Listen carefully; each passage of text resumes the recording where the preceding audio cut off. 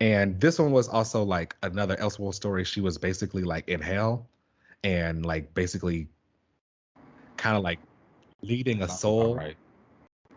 She was leading a soul to heaven. And What's she doing in heaven? okay, Yes, she had like definitely Elseworld.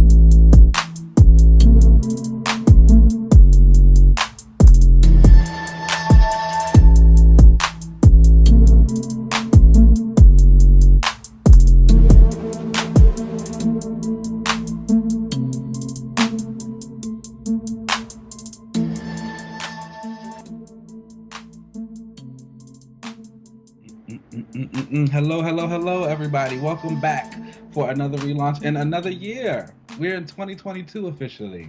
Happy yes, New yes. Year, everybody. How are Happy you? New Year, everybody.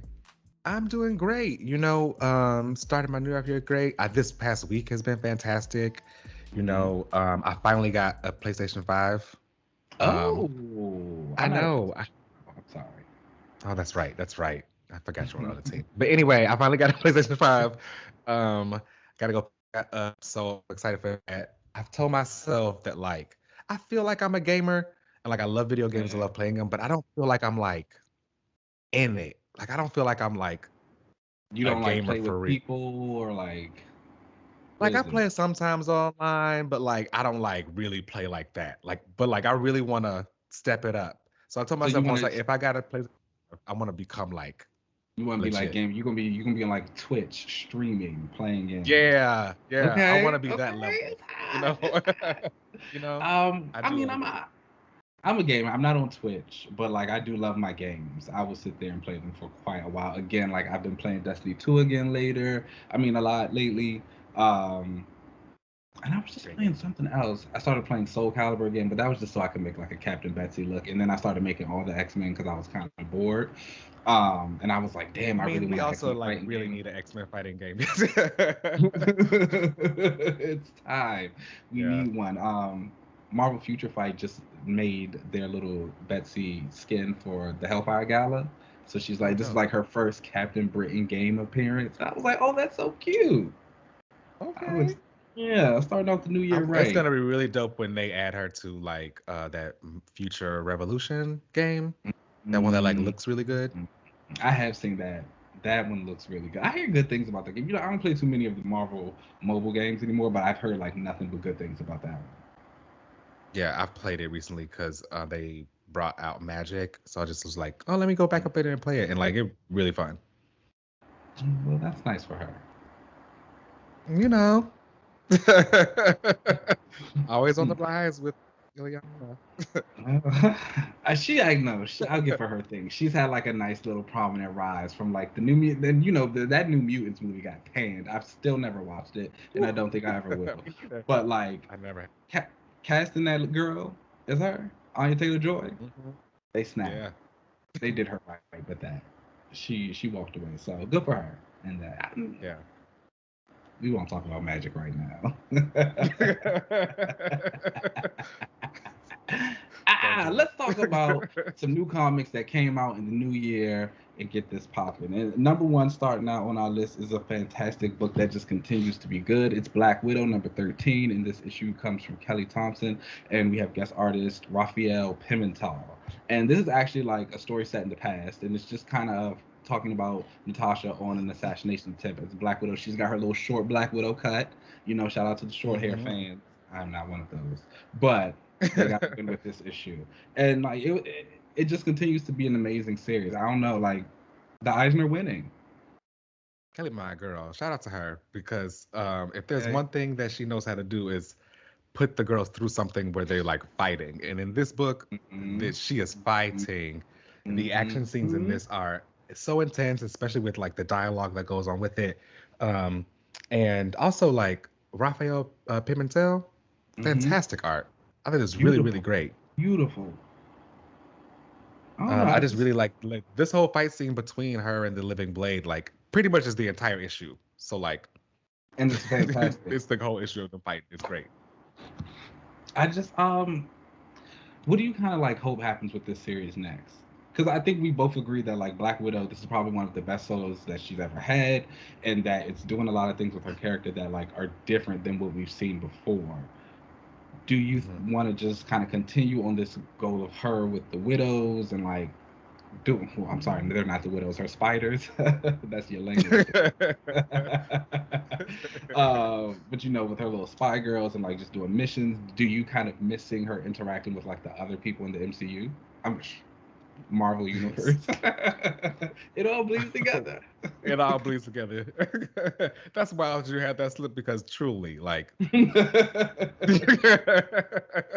that's how they really doing this stuff anyway. But you know, I think for Natasha, I've just really been enjoying existing here. Like her Mhm. doing her own thing, setting up herself in San Francisco as her own superhero out there, and just getting away from the whole, you know, I got to go back to the Red Room and back to Russia and all this kind of stuff. Like I'm enjoying just this continuation of Natasha doing her own thing out in San Francisco and just being her own hero out there. The cameos are always gonna be cool. Like, Yeah. you know, the other the other MCU characters or the other 616 characters, I should say, are like they can find a pop over it every now and then. Iron Man Mhm. can say come say hi, whatever, but like Mm. I'm cool with it.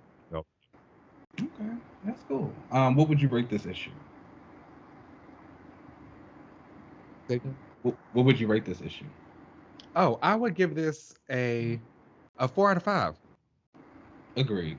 Sure. This was like I was like really action packed issue. I didn't know how Natasha was gonna make it out of this, and It's like when hot. she fell off that line and like fell to the ground and she talking about like the ribs and stuff that were cracked. I was feeling for her and like the whole fight that she had with the Living Blade was really intense. Yeah, you know I love a good action I book. really also love the thing that this book has started to become known for is like those double spread, long form action fight scenes that they have, where it's just like Yeah. in a straight line showing them. Every single artist who's been on the book has done their own version of it now, and every single time it hits, and it looks Hmm. really good. And it's just like keep that up. It's like a staple of this book. I hope like it's the thing that book comes known for. Yeah, I feel like they have to 'Cause show how like quick Natasha like you know moves around a moves. room. The way he moves. I love it. You know that's what he Uh, likes to do. Okay. Next book we have is Devil's Reign #2, and this comes to us from Mark Chip Zdarsky and Marco Chetesso. And it's clicking down. Oh, oh It's no. just the art is beautiful. The Not the art, like art. I was gonna say not the art. the art is amazing. Okay. Marco's eating this up because this art is Like great. everybody looks good in this book, you know. But I don't know, like this issue itself was just a little weird. I feel like there are a lot of kind of things being thrown at us into the plot and the story of like, but it hasn't been acknowledged anywhere else, and we haven't seen it happening anywhere else. So it just kind of comes like, oh, where'd this come from? And it's like, I don't know. Do I feel like Chip may be able to bring it around and like make the story work by the end? Sure, but at the same time, it's just like I don't know, do we need more time before we got here so we could actually have a more satisfying payoff for some of these things that we're seeing right now or that they're doing? Or is it just like going to be kind of messy from start to finish, like an X book? Yeah. Ooh. Catch that. And I don't know. I feel like you said, I feel like the art in this was fantastic, but this issue for me felt a little like I liked the parts more than the whole. Like Okay. we open and we see Iron Fist setting up like that he's no longer Iron Fist, and but obviously they're gonna be hunting down all the vigilantes, so he gets Yeah. taken, and then we get a scene of Daredevil or Elektra Daredevil breaking in and talking to Kingpin, letting him know that like this plan that he has isn't gonna work, and we see this thumb in his cane, and Mhm. I don't remember that ever being a thing that he had like Purple Man's thumb in his cane, and like he could use that. It's a little rushed. I didn't. He just got it. I was like, oh, okay, I didn't know that was a thing. Cool. Um, and then later on, we find out that Purple Man. I'm sorry, not Purple Man. Purple Man actually is in this like container, this case or whatever, and because like Kingpin is going to be using him for controlling, or he can't control people, he can just influence them or coerce them anyway.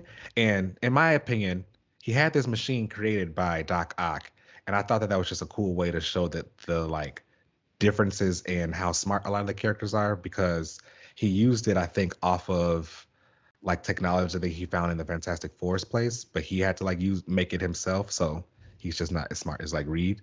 But I Yeah. did think that it was cool. It was like, I can make something similar. And then later we find out that instead of having Iron Man running for mayor against Kingpin, they're going to have Luke Cage do it, which I didn't know was obvious, but I've seen some people online talk about like, oh, that was obvious that he was going to be the one running based off of his speech that he gave before. Maybe I'm just slow because I didn't pick up on that. So I didn't pick up on that at all. But I did like him becoming the one to run for mayor, because it feels as though certain characters in the streets, I don't really get down there too often, but like it seems like some of them get lost in the shuffle. Like they don't really know what to do with them. Like a Luke Cage anymore, or Iron Fist. Like how many times have they tried to put the two of them back together in a book, and it doesn't really go anywhere, And or he's do not a even Luke Iron Cage. Fist So anymore. that too. So like making him mayor and like putting him in the universe itself I think is a really cool move. I would have preferred to be Sam, and I think it would have made more sense. Oh, but then Sam's still a superhero. Like I don't expect Luke Cage to ever be like out there being a superhero anymore, unless it's like, Okay. he's definitely gonna win being mayor, obviously, and he's just gonna be mayor. But I don't ever expect him to be out there being like, Mr. Luke Cage, Power Man. Power Man again. Okay, that's fair. He does need something. I guess he can have that. And then they'll have a nice little spot for him to always be. But yeah, overall, like I said, I like the parts of this issue over everything else. Taskmaster beating the shit out of Ben Reilly. Spider-Man, loved it. I think it looks like they're foreshadowing a Craven Elektra fight too, and I hope he guts her like a fish.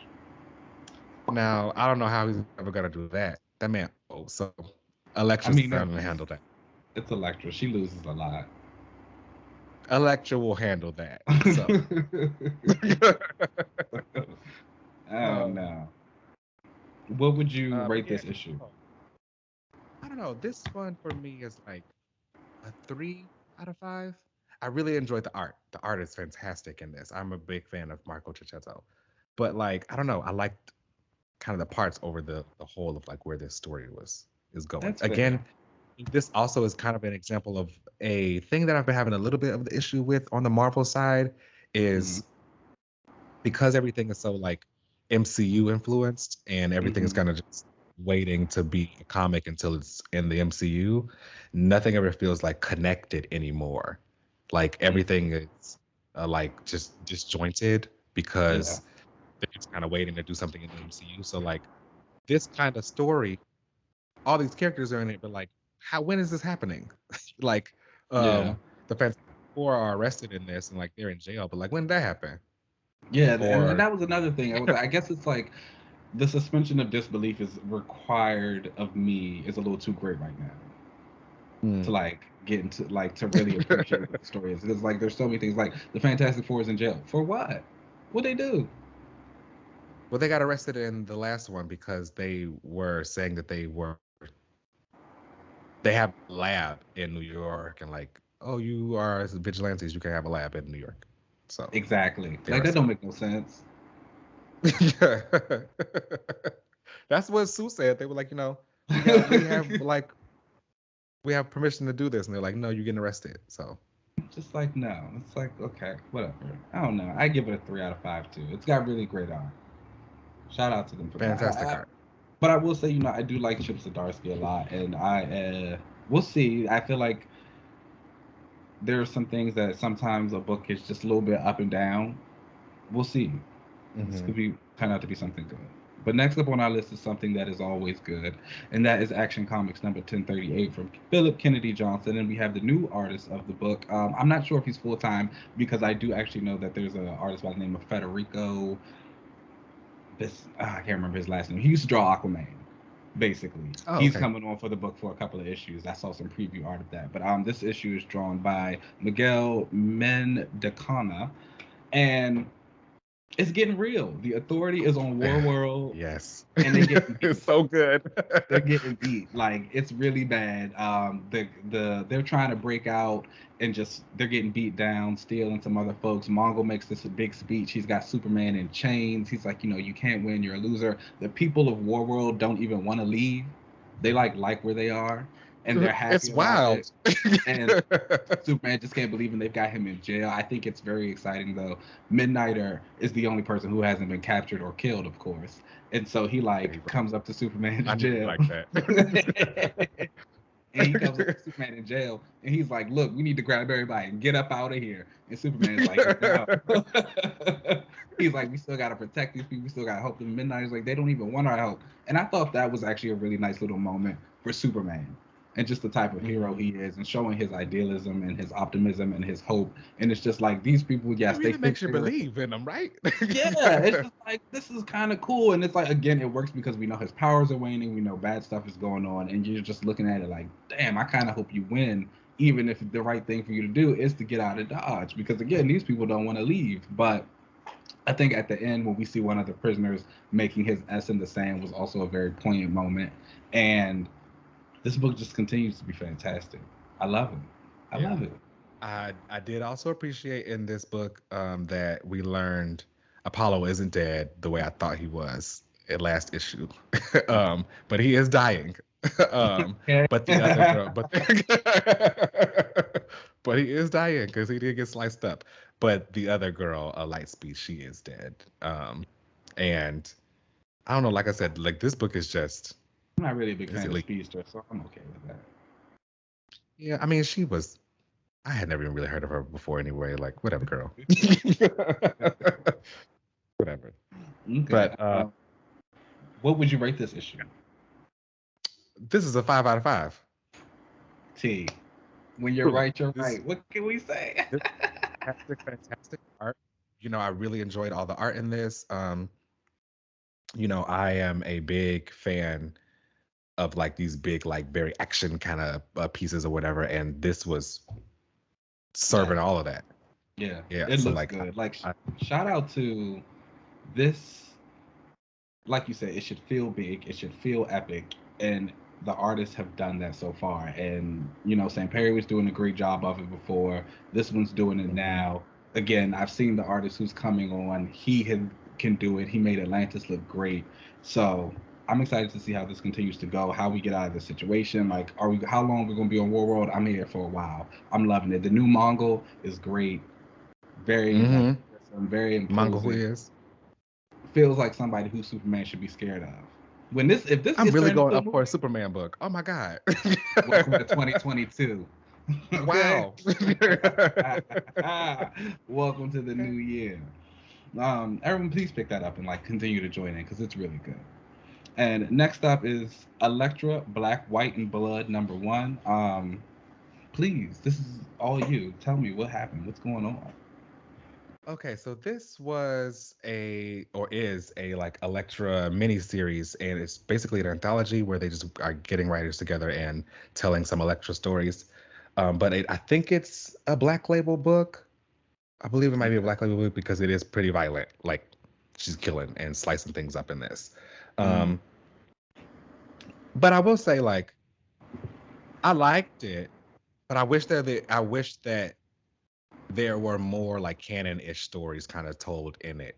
Even though I know this is a Black Label book, so obviously it's not canon. I wish that there was just a little bit more canon kind of stuff to it. It opens with, there were 3 stories. The first one was called Red Dawn. It was by Char Soule and Mark Bagley. He basically told a story of Elektra being turned into a vampire, and instead of killing this entire town, she also had a daughter. And instead of killing her daughter in this entire town, she fought off the urges and let herself be turned like burned in the sun the next day. Oh wow, And I was okay, like, that's depressing. right. I was like, this is a random one to open. Like, why are you open with this? like who is this for?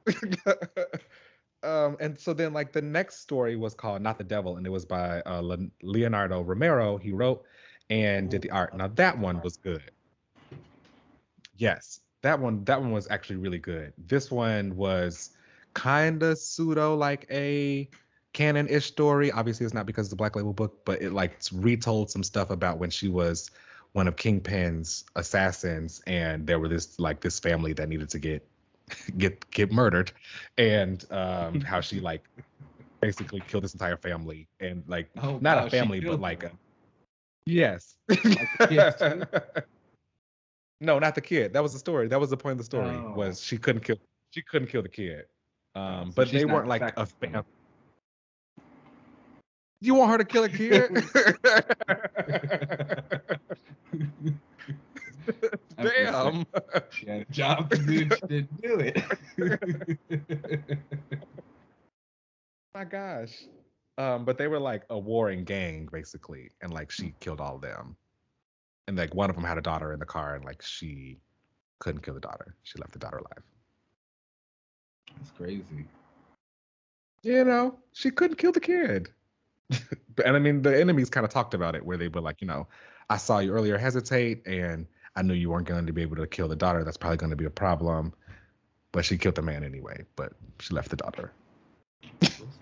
Well, shout out to her.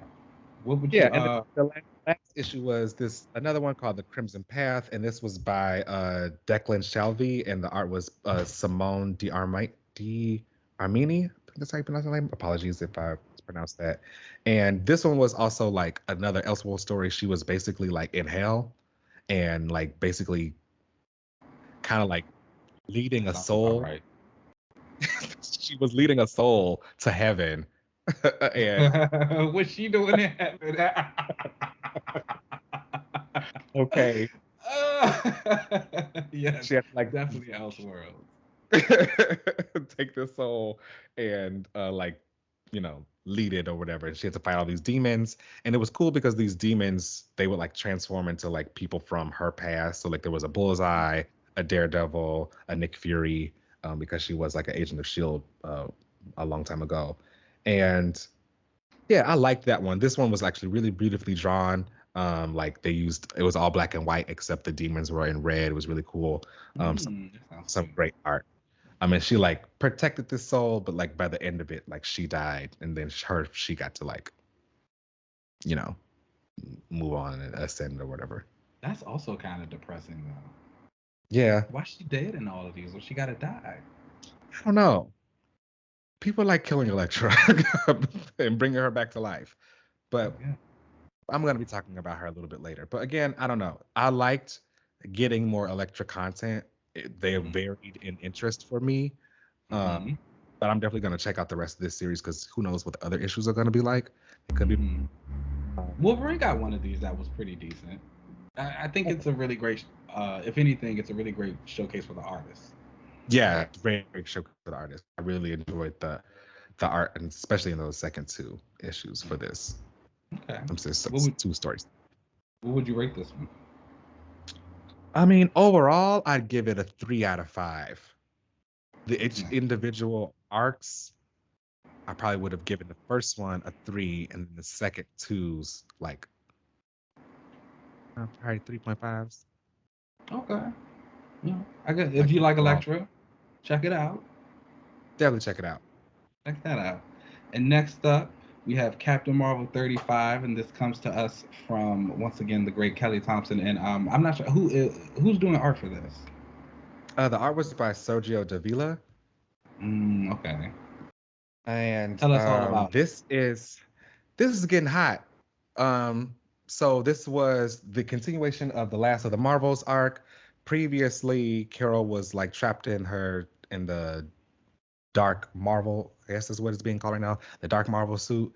And but she summoned this like binary form to like help her out this issue opens up with this binary form like blasting, doing this huge blast against Vox Supreme, and then later on Phila Vel shows up and she like helps out the binary because it's like kind of sentient now. The first time Carol summoned this like binary projection of her photon energy, it wasn't like a sentient thing. It just like she like created this like construct basically. But this time here it's like alive. And it's like it can like move and like feel or whatever. So they break Carol out of her chains or whatever, and then they free everybody else. And then we learn that Guinness Bell has also now been resurrected because Hazmat, War Machine, Novar, Marvel Boy, Spectrum, Spider Woman, and Guinness Bell, they were all like the people that were in those suits before who Carol was kind of trying to save. And Guinness Bell is the original Marvel, his son. So technically he would be like Hulkling's brother. Oh, okay. Because when the original Captain Marvel, when he died, the woman he was like kind of dating back then, like she took his DNA and created a son, Guinness Bell. Oh, okay. After he died, she like took his DNA and created a son and like aged him up and like created a son. And that's what Guinness crazy. Yeah. And that's who Guinness Bell is. But then like another woman who he was married or like interested in, I think she was the Squirrel Woman, the Squirrel Queen. That's how he had Hulkling. Marvel was like kind of. I was about to say he got a lot. He been around. Yeah. Okay. I did see the Russell Dowderman design like a new costume for like the binary form. That's hot. Yes. It looks hot. They debut this in this. So like originally she's just this like sentient energy thing, and then she kind of looks at Carol and she like just transforms into the costume, and we see the debut of it, which it's a very great look. I will say this. The white suit. I will say this. It doesn't make sense how she got here. Because and you know, Kelly Thompson, my girl, but it doesn't make a lot of sense on how this sentient binary is there. However, like she explains, Carol is like, it doesn't make any sense. I summoned this energy, but like now she's actually sentient. She can like move. And then she like transformed into this costume. For me, I feel like it was more so that Kelly wanted to have like a moment where everything that was kind of connected to Carol was going to be present for the final battle. So like, it's basically going to be because at the end of this issue, Vox Supreme shows up and he's got like basically an army of all these dark Marvel suits of people. So it's like all of Marvel, Captain Marvel, Carol's friends versus all of them. So it makes me feel like, okay, I feel like you just really wanted to have binary be present during this without having Carol become that binary level power again. Oh, okay. I can see that. So does Carol still have her powers while the binary form exists? Yes. And the way that they explain it is like she summoned this binary form. First time she did it, it was just energy. But then like, I guess the second time that she did it, supposedly because of the Phoenix Force energy that is on. I know. I'm over it already. I know. So Marvel, when he died of cancer, he like basically turned into a planet. And I don't know if you remember, there was a tie-in during AVX where like the Phoenix Force, as it was coming like towards Earth, it basically like revived him.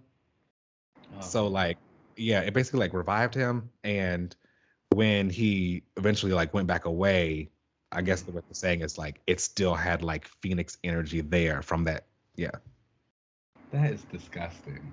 Yeah, so like basically binary is created from like some of Carol's photon energy and like the Phoenix Force. It's comic book like bullshit, basically. For me, I was like, all right, girl, you basically really just wanted binary to be there. I mean, I'm not mad at it. I think binary is hot. I think the I know form is the hot, suit and is I hot. think the costume is I hot. know. Like, I'm here for it. That, So I like, was like, honestly, I'll never forget originally, like, back in the day when I was, like, really getting into comics and starting to learn about them, and I would see Carol as binary with the Starjammers. You couldn't tell me that this wasn't about to become my favorite character. that's who became my favorite character. Yeah, That's when I started to get into her. it was just like, oh wow, who was this like girl running around with this fire hair? And I like Googled her, and it was like her power had something to do with white holes, and I was like, oh, okay, what's Yes. she doing here? This is hot. Yes, she had this connection to a white hole, so like that's how she became binary, and that was literally Yeah, like how I was introduced to numbers was yeah, her binary era. yeah. It was a good. So But then I found out she was like a drunk. So that came after. So after she lost I that know. binary power, she lost the white hole, and that became like a thing. She became like very It was sad. down on She her was. luck with the alcohol. I thought it was very sad, but it was interesting, really, to like she had just been abused, like she had just come back from like the whole rape of Marcus thing, and then she And lost. that was like her son too, wasn't it? Yeah, like That he whole like story was controlled weird. her, and like it was real bad. It They was did. really They bad. do. They used to do her nasty. Poor Carol. Hmm. She's risen Yeah, though. Look at and her then now. Now she's got binary. look at her now, Captain Marvel. Wow. She's out here living. And again, like I said, it don't make no damn sense how binary exists right now. But whatever, I want to see her. Mm, She looks cool. yeah, So that'll fine. be a moment. That's gonna be cool Yeah. for her. So now, and then at the end of this issue, it's gonna be all the Avengers and the Guardians show up because Hmm. obviously with Vox Supreme doing all this shit out there, and like they need help because there's no way they could take all these Captain Marvels. So the Guardians and the Avengers are gonna be showing up in the next issue. So All of the that's gonna be Guardians. really. Hmm. Oh, that boy. Maybe I'll Oh check wait, it no, out. not Wiccan. I thought we were talking about Wiccan, but no, Star Lord is there. Maybe I'll check. Oh, him and Carol get along. Did they date for a little bit? No, I don't think so. I thought like they dated when she joined the Guardians for a little bit. Oh yeah, I forgot she was on the Guardians for a bit. I don't think so. I thought he was with Kitty Pryde at that time. I think they had already Wasn't he like dating her and then he like like joined? the time frame of like Star Lord and Kitty dating was not actually very long. It was like maybe a couple of issues, and then the next time we saw them, all this time had passed, and they had already broken up. Didn't they get engaged? Exactly. It was like they got engaged. It was like they got engaged, and then literally they was like broken up right after that. Oh wow. Yeah, thank goodness. Okay. I mean, although it's given Star Lord like a nice little connection to the mutants, so I don't mind that. He just had his little Wastelander story, which is set with the old man Mhm. Peter Quill, and in the story he Oh, goes to fight the Shadow King oh, that's cool. because I'd he rather like him he have a different connection to the X-Men than that with Shadowcat. gotta Sorry. take what you can get sometimes. It's like, all right. What would you rate this issue? Honestly, I would give this a 4 out of 5. I really love the art in this. It's fantastic. Sergio Davila, stay up over here with what you're doing with Carol. She's been looking great. The energy blast and all that stuff look really cool. Everything looks like big and bombastic. And then, like I said, the writing for it all has been great too. Like, yes, it is a little foolish for binary to kind of exist, Yeah. but the rest of the book is really good, and I like what they're doing with Carol and the last of the Marvels. Okay, well that's really good to hear. Um, I I do really want hope she gets to 50 issues. that would be nice. I think she will. This is 35. Hmm. Yeah, I don't see why she wouldn't at this point. Yeah, just I another mean, year. I feel like yeah, it's like another year, and I feel like is that cutoff is like 35, 36. When you're going to cut that book off, I feel like after that, just go ahead, and let him, just go ahead and let him get Let to him ride 50. out. Yeah, it's like if we made it this far. It's like go ahead and just get there. So I don't see why she wouldn't. Next up on our list is X-Men #6. This comes from Jerry Duggan and Pepe Larraz. And we get the debut of Captain Krakoa, which, let me say really quick, I think the Captain Krakoa suit is kind of hot. I think it's different. Of I like course the you visor. do. I don't Of know. course you do. I'm into it.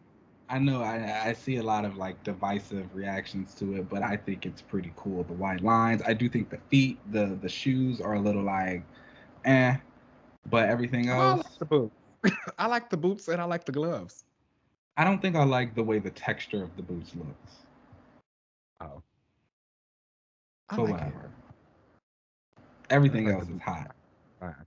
But nonetheless, spoiler alert, Captain Krakoa is Cyclops. Apparently he has died in public and he cannot be seen again. So he creates the persona of Captain Krakoa, or it seems like they create the persona of Captain Krakoa to still be on the X-Men so he can do his job. He's like kind of fighting the council about it, but they're just like, you need to get over it, buddy. This is what you got to do. Over on Mars, we see that Fei Long has landed on one of the moons of Mars, Phobos, and he is setting up his own little thing. And we get those Iraqi mutants who also see it, and Sunfire. Sunfire goes to him and he's like, you need to leave, but he's useless. And Fei Long is like, I'm not going anywhere. So one of the Iraqi flies up because he's like, okay, they're not going to disrespect us and just land on our moon. He goes up to try and fight. Sunfire destroys his axe somehow. He's supposed to be so powerful. And then Fei Long like irradiates him. And he's dead. Another loss for the Iraqi and those super powerful mutants that everybody keeps championing. Sorry to them. I feel like people may be conflating aggression with power. Those are two different things. I think that like Okay. just because they came from a warring planet, that don't mean you're that powerful, sister. Because let's not forget who came back to come help you. Okay. Talk about it. Um, so, but that happens. Fei Long beats Sunfire and this Iraqi mutant back, and he builds his own little space station on Phobos. And he's Mm. saying this is for like humans and like for us to live, and this is our planet. We also see that he has uncovered one of the corpses of Nightcrawler that was left on this moon after Way of X. For those who don't know, he teleported that away, and it's Oh, I getting didn't know bad for that. the yeah, that's what happened at the end of that, and that's why he was there. And it's getting bad for the mutants because they just keep leaving bodies and like all these clues to all of their secrets around. I guess I don't know. They should have someone to get into that. But nonetheless, we see Cyclops and he goes to talk to Ben Urich and he wants to talk to him about like the big story that he discovered about the X-Men and the Resurrection protocols. And looks like Urich has been mind wiped, probably by Jean Grey. And that's where we end the issue. Which is what we wanted her to do. I mean, let's not forget, not too long ago, you did say, girl, if you don't just mind wipe this man and move I on. did. I did. I didn't say I disagree with So, it. I just said she fucked well, of course you don't disagree with it. Betsy does it all the time. it. With pleasure. It's actually what she starts with. Exactly. This is her preferred form of attack. It's a mind But wipe or an illusion. nonetheless, this was X-Men number 6, and I got to tell you, I'm gonna be 100% honest with you. I completely understand what this book is doing in terms of it being just fun superhero fanfare, kind of like building the slow burn story for the X-Men in the background, and it's just not for me. This is actually probably gonna be my last issue. I think that there is and this isn't even a problem that's like necessary for this, like, I mean, specific to this book. I think it actually falls into line with the issues in a couple of X books, that these team books don't feel like team books. And this one, it kind of started off saying that each issue was going to just amplify a specific member of this team to like really talk about why they want to be here and make them this like super popular mutant for the month. And I feel like if you're doing that, cool. But at the same time, you still have the rest of the cast, and I feel like they don't connect. Even the scene with Sunfire and Cyclops when he was walking through, and he's like, "Oh, I'm here if you need to talk to me." Why would he talk to you? Right. He doesn't talk to you. Yeah. And it's like, I feel like there are a lot of moments of character that are just kind of being skipped, and that we just like. Oh, that was sinking Cyclops, but still, Yeah, like who did I say? Sunfire. Oh, sorry, I meant sick. Yeah.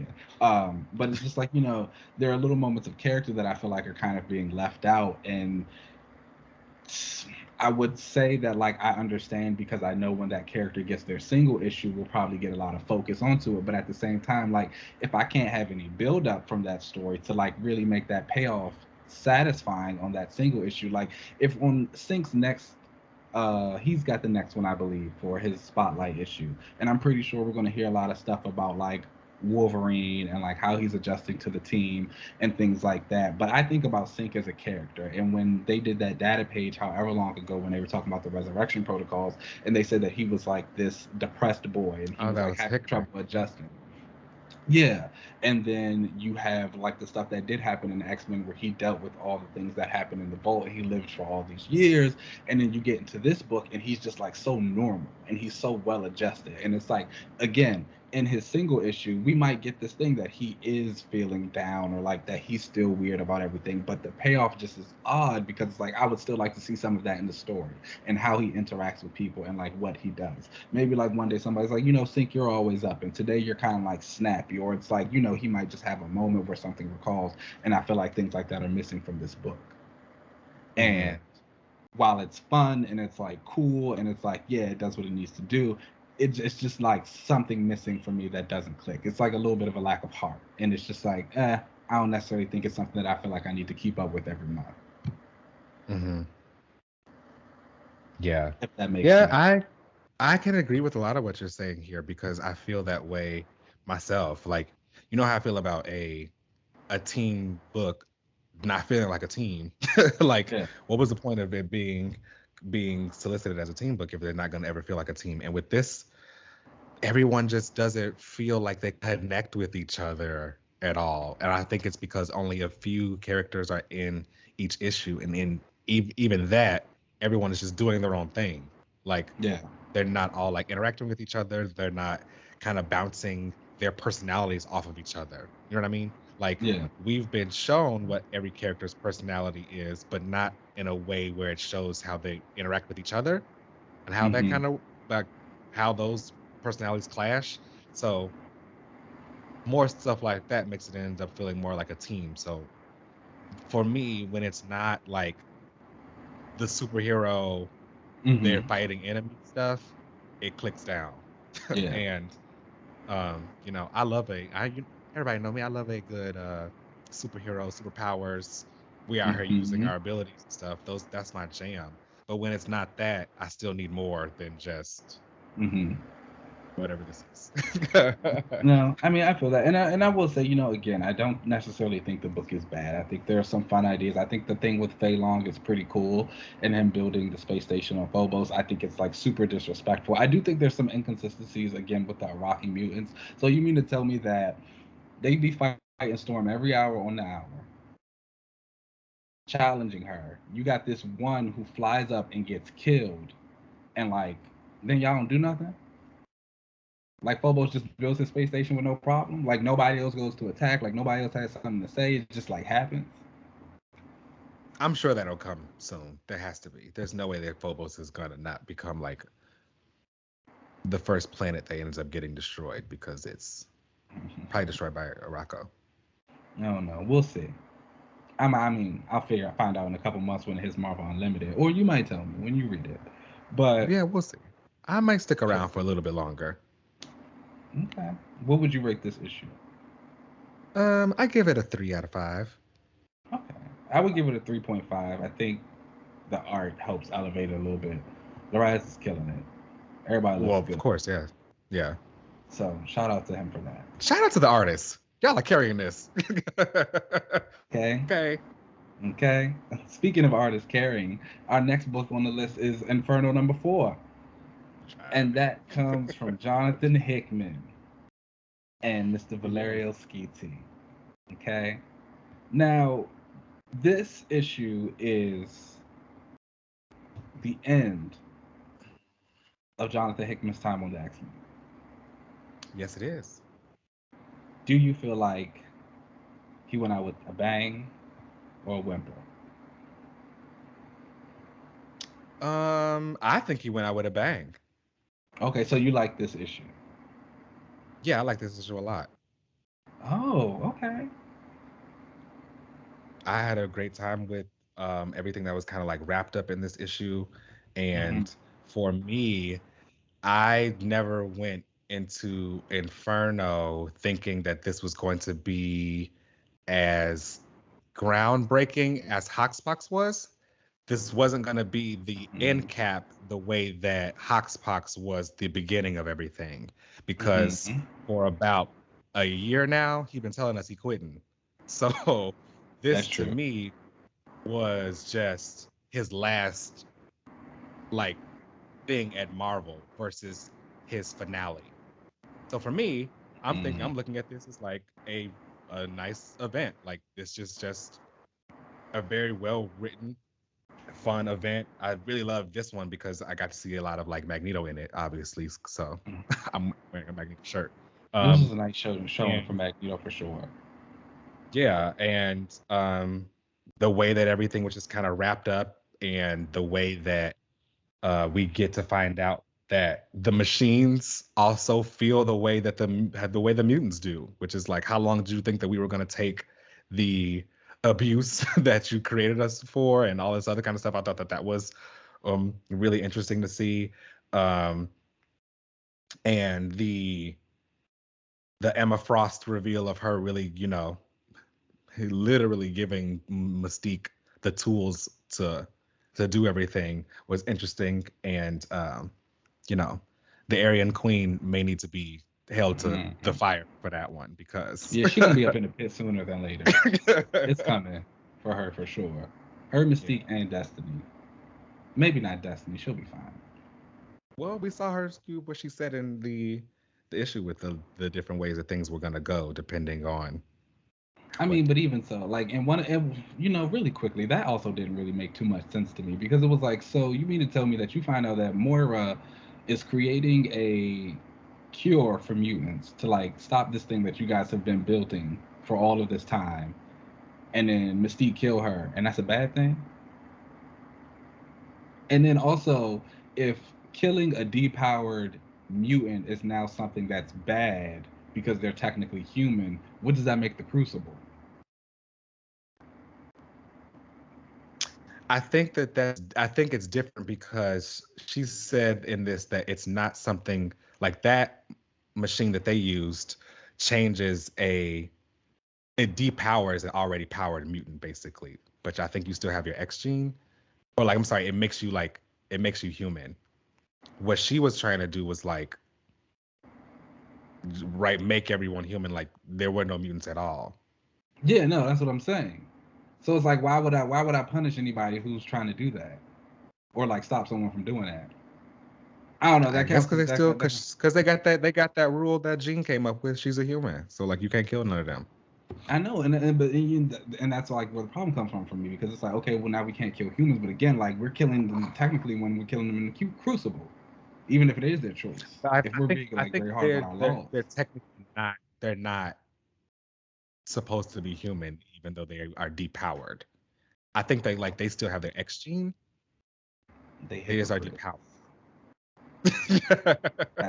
That's what you're telling me.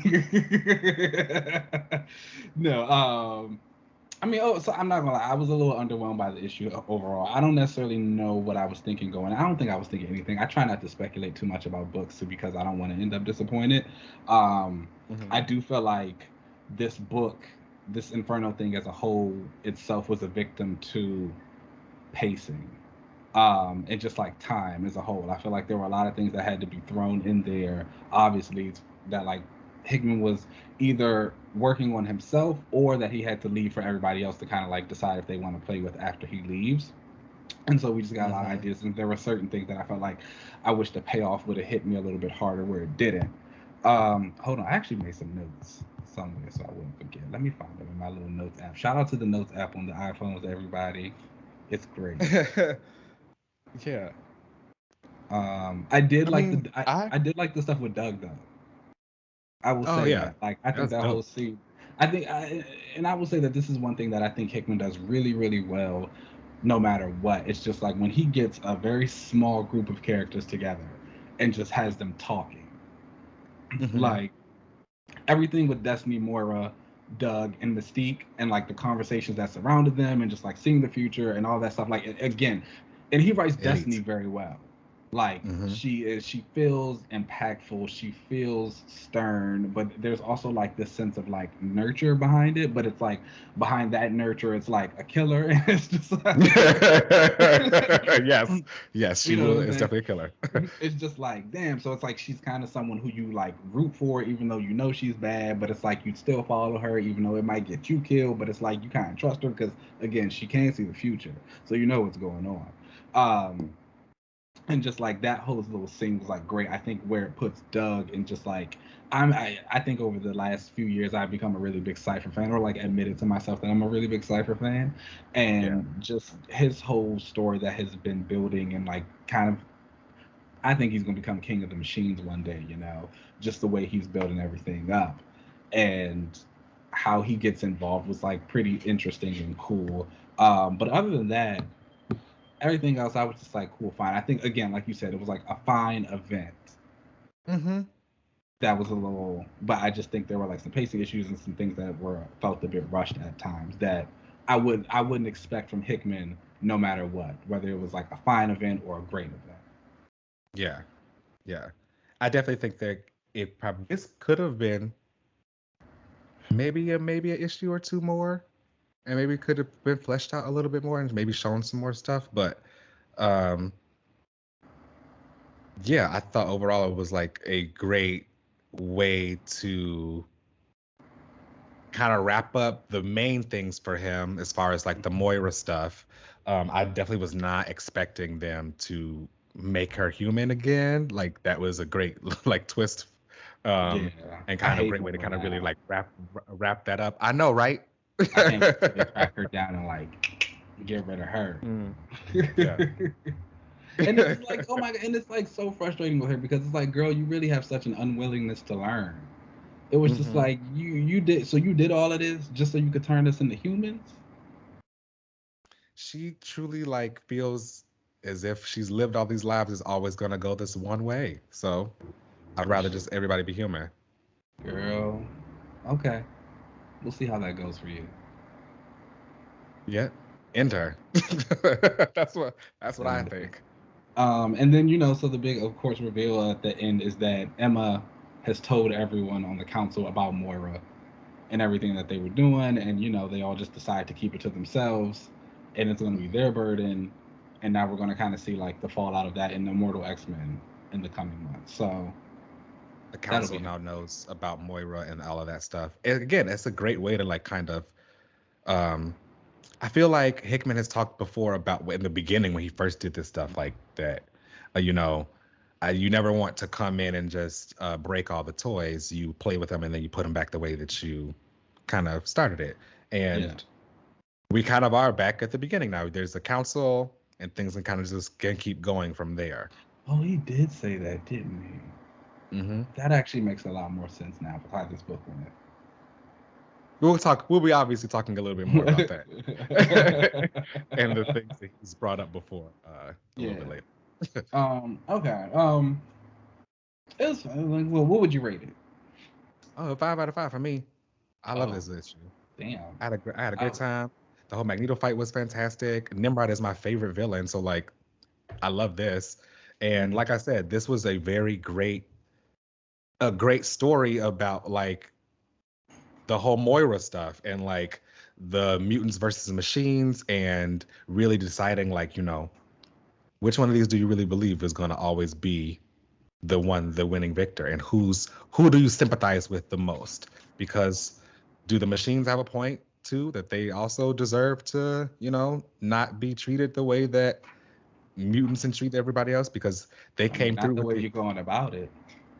okay, because they came through that gate and was like they killed everybody, the humans Yeah. and everybody. They said we hate them just as much as we hate you. So And I feel again, I like that thought that automatically was puts you on like the losing team or like the wrong side because it's like, baby, the mutants might want to live, but we ain't out here killing nobody for it. You ain't right. have to do all that. So Mm-hmm. now, yeah, now this is why we gotta. I'm also let me also say I'm a big believer in the machine uprising and like being the board and all that stuff. So like seeing the machine, No, like you are, I'm not on your side. I'm sorry. Although I Sorry to my computers and my like lights and all that stuff. They But it's watching. like, if you trying to kill me, I'm gonna kill you. All right? It's like if we can live in peace. We doing it right now. Let's keep it that way.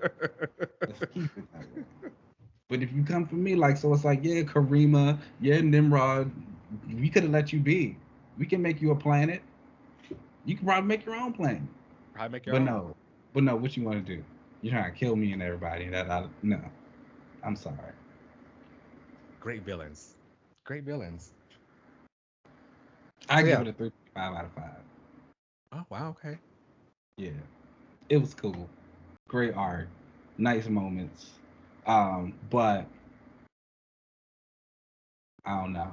I just wasn't really moved the way I thought I would have been. What were you expecting? A grand finale?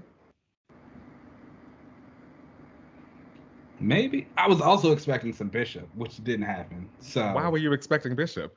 because he got crowned as the war captain in the first issue, That and was then we one thing, and the never one. This is literally about exactly, Moira. This is about Moira, Eric, and exactly. Magneto. So we didn't even need it. What you do it for if you weren't gonna do anything with it? Promoted him.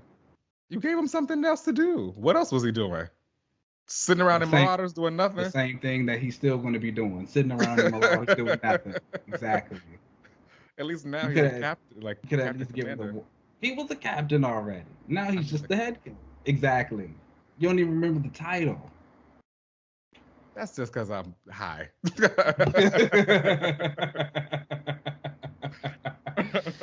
No, there was no Bishop in there. I was extremely disappointed. I was expecting, like, especially like, and I'm not gonna lie, when I was reading it, because I've been doing a lot of reading lately, and like one thing that Bishop was always known for back in the day is like he would come into the room guns ablazing because somebody was here to like kill Charles Xavier, and when they were like facing I always Nimrod, associate him with like the Xavier protocols. okay, and that's why it don't make no sense when he shot him, but. Like when Magneto and Xavier were like sitting there fighting Nimrod, I like half expected Bishop to come in guns a blazing, like get off him, and like do something. I was like, oh yes, this is the moment we get the call back. This is something he always do. It was like, no, nothing. He was nowhere to be found. He's never anywhere to be found. Wow. He just needs. He'll get something. Now he has to because he's the leader. I mean, they Captain. talk about his war college, but we'll see. I think it might be too late for that to ever happen now. Got to move on.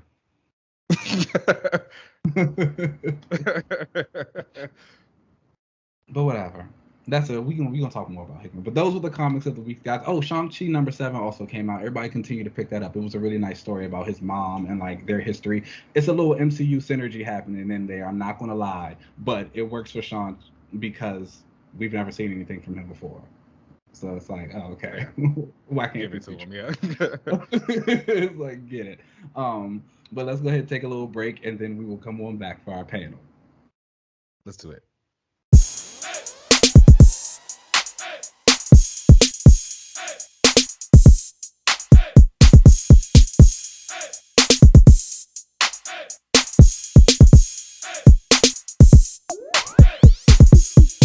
Welcome back, everybody, to the panel section of the show. And this week, I wanted to just do a who knows how long it'll be once we get to chat.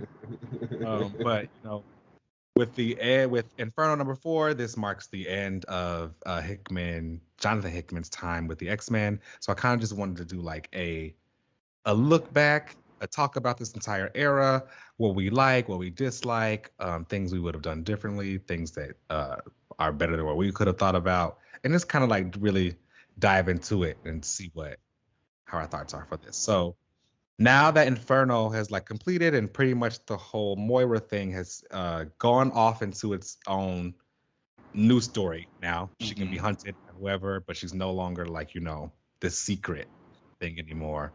So we can basically like kind of put an end to that. This is like, that's done. There's a new chapter.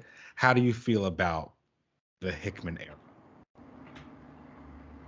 From House of X to X of Swords to Reign of X. Like specifically Hickman in this era. Yes. Is that what you're Yes. asking? Well, both, I guess. Hickman, specifically Hickman in this era, and like the Krakoa era. It's fine.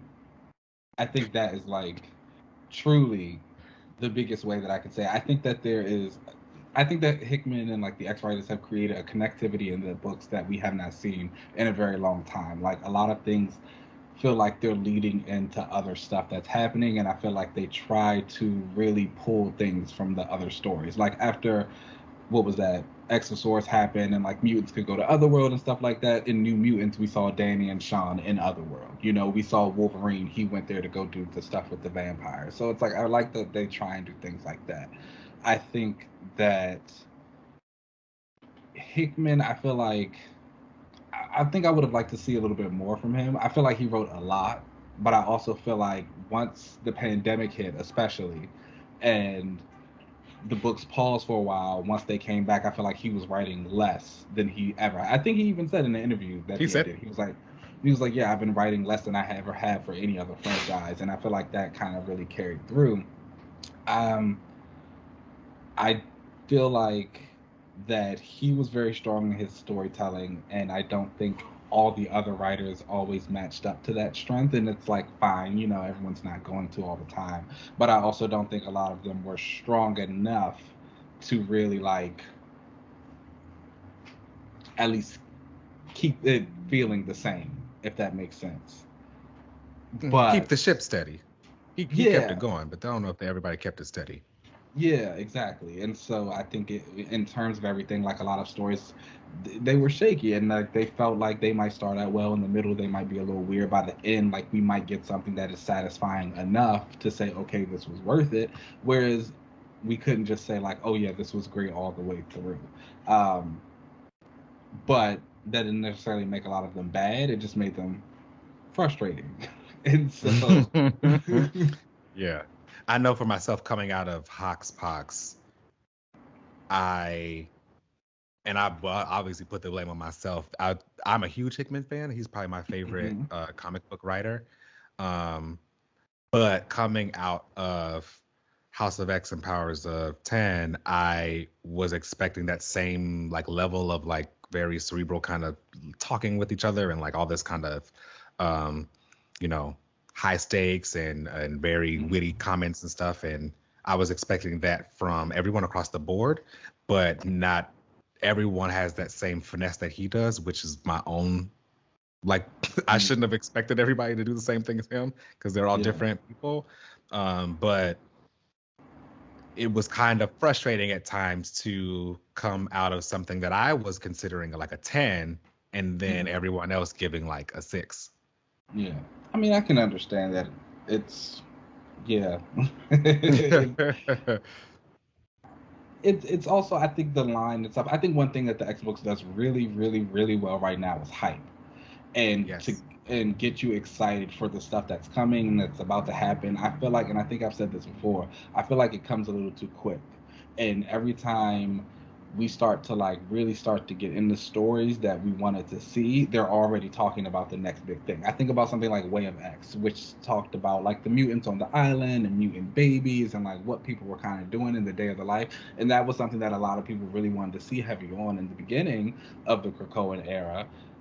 And now we're getting that, but at the same time you've also introduced like Araco and the planet Hmm. Mars, and that's something that everybody really wants to see. And so then we get some of these runs that are like telling different stories, and it loses a little bit of that like zest that this is a shared island, because it's like, no, all these people are just stuck over here doing this thing that feels old now compared to the rest who are over here doing this thing that feels fresh and exciting. But then also we can't get too excited about it because it's going to change in a few months with the next big shift Hmm. and event. Yeah. Like, look, I think about the X-Men team right now. We were just talking about that issue earlier, and how it feels like there's some type of connection lacking in the certain members, that I would love to see this team continue on and go for a long time so we can build that, and like we actually have time to see it flourish. But they're already doing promo for the next X-Men vote. Yeah. So it's like, oh, where I was in the space to give this team like more of a chance and try and connect with them and try and find that thing. It's like it doesn't even matter because they're probably gonna be gone in a couple of months. It'll be a whole new cast of people. Yeah. Which like I personally am a fan of a rotating cast. Like I like a where people kind of rotate in and out of stuff. But if you still have to really like establish everybody as like a team, you know, like and like they kind of care for each other for the rotation to even really like hit. Otherwise, it's just like I would just wait until you get to the team that I like, you know, or Okay. or something like that. Or the team of characters that I already do know a lot about, so I don't mind just seeing them kind of like do fluffy stuff and use their powers and have fun right now. I think that, and I think again, I think that's a big thing about X-Men. This team is like, yes, they're familiar characters, but they're still really new. Like Sync just came back to life. We have Laura with all these people who she doesn't really know that well, and plus the stuff with her memories. Polaris, who's finally getting a big spotlight after a certain amount of time. Rogue, who kind of hasn't been doing anything for a very long time, back in the spotlight.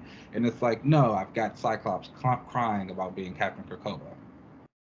It's like, what's going on with everybody else? Which is like interesting. Which is like, again, it's interesting in its own way, but it's like I also still have all of these like character pieces that I really would like to get delved into, and I'm not getting them. You know, and I think that kind of really circles back to what would be something I lacked a little bit from the Hickman era. I wouldn't necessarily say that was the case for a lot of his books, I think, but just the era overall, I think sometimes kind of lacked a little bit of those like interpersonal connections that a lot of the characters had. We would see their history through like the different lives of Moira or through just any kind of like reference to a flashback of something, but we wouldn't necessarily see them like talk about it or like reference it in a way that they could like bounce off of each other and talk about it in a new way. It was just kind of like going. Yeah, no, and I can agree with that. I even think about it when I think of Moira and just Inferno, and yes, Moira has lived all of these lives and she's done all this stuff, but at the same time, the Moira that we know, or the Moira that we read about, was one who was very close to the X-Men, who had like relationships with them, who was in love with Banshee, who was friends, who had them on the island, was protecting them and stuff like that. Yeah, she might have gone through all of this stuff, but how does she think they feel? Like seeing that reaction to her, like just kind of pulling from this, it's like, again, just to make some notes of that, to be like, oh yeah, this is the same Moira. Like she really didn't care. She was just playing a part this whole time. Where it's like maybe this is actually eating her up inside, because she actually, like, her son is also on this island. Even though we kind of know she looked at him as just like an experiment.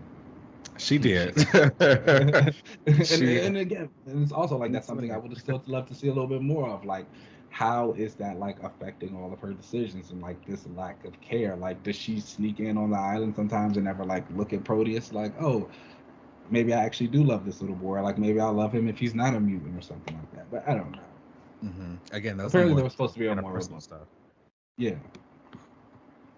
Yeah, that Moira book was, according to Hickman in a different interview, I think he said that like that was what he used to entice Ewing to join the X like line, which makes me interested into like, was Sword ever going to be like, was that something he wanted to do, or was that just something that was like kind of given to him since the Moira book was no longer going to happen? Yeah.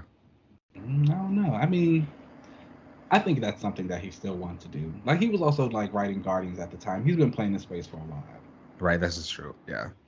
Shout out to him. He was doing some fun stuff up there. Yeah. And I'm excited for X-Men Red.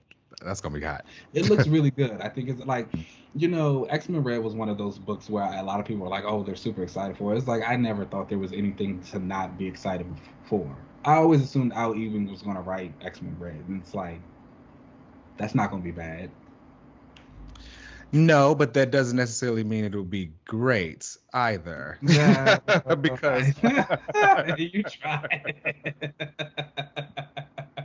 I'm just saying. Only because like it could be something that it was not like marketed as supposed to be. Sword was great in the beginning, and then it kind of took a nosedive a little bit.